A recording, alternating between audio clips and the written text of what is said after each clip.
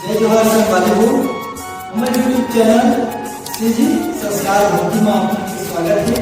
ये चैनल के माध्यम से आप मतलब तो बराबर भजन आप मतलब पसंद आए तो बिल्कुल लाइक शेयर कमेंट और सब्सक्राइब जरूर करें। संगवारी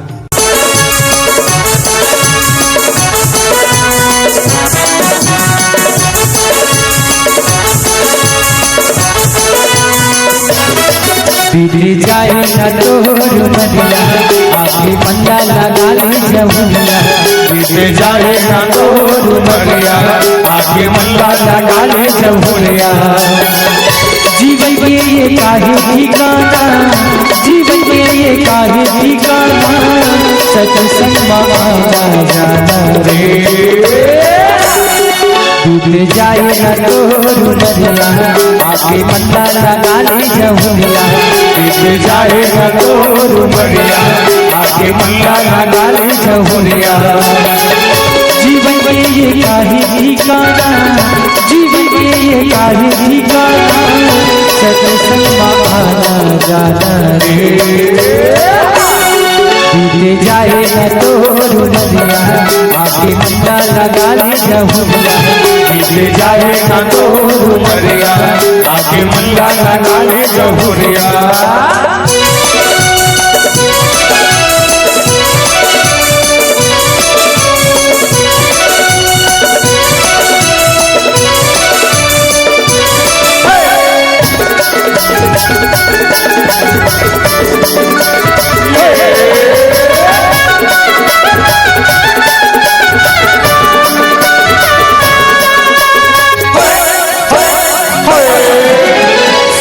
जमुनिया से गाले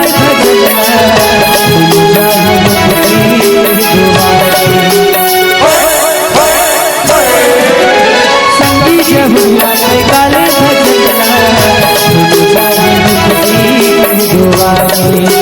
मनमा बसल से राम रमैया दुआरी।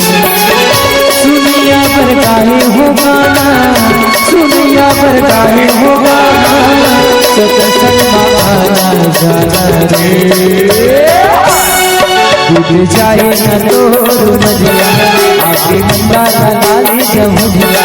बीते जाए न तोर नदिया आके पंडा लगा ले जमुनिया।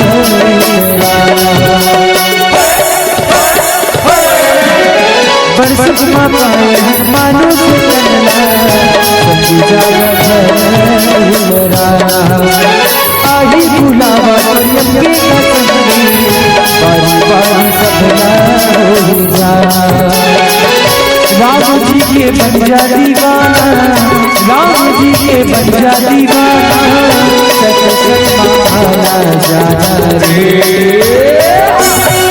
डूब जाए न तोर नदिया आके पंडा लगा ले जमुनिया। बीते जाए न तोर नदिया आके पंडा लगा ले जमुनिया। जीवन के ये काहे ठिकाना, जीवन के ये काहे ठिकाना, सत्संग में जाना रे। डूब जाए न तोर नदिया आके पंडा लगा ले जमुनिया। बीते जाए न तोर नदिया आके पंडा लगा ले जमुनिया। बीते जाए न तोर नदिया आके पंडा लगा ले जमुनिया। बीते जाए न तोर नदिया आके पंडा लगा ले जमुनिया। बीते जाए न तोर नदिया आके पंडा लगा ले जमुनिया।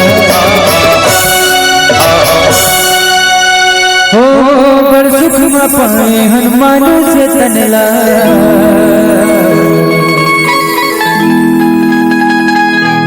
संगी जाना झन तराना आही बुलावा तुरियम के गसंगी बारी बारी सब हो सियावर